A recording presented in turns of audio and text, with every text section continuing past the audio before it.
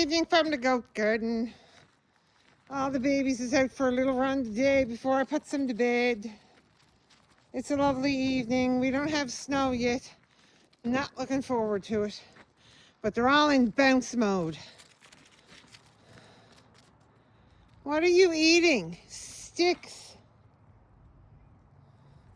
What do you see?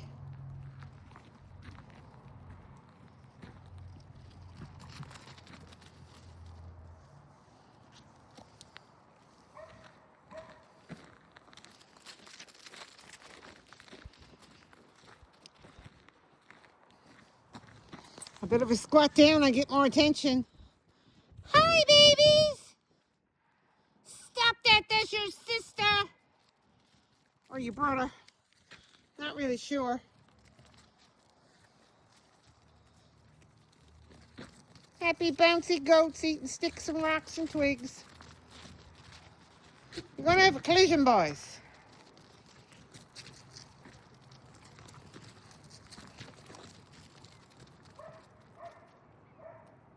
And the dog barks and they're silent.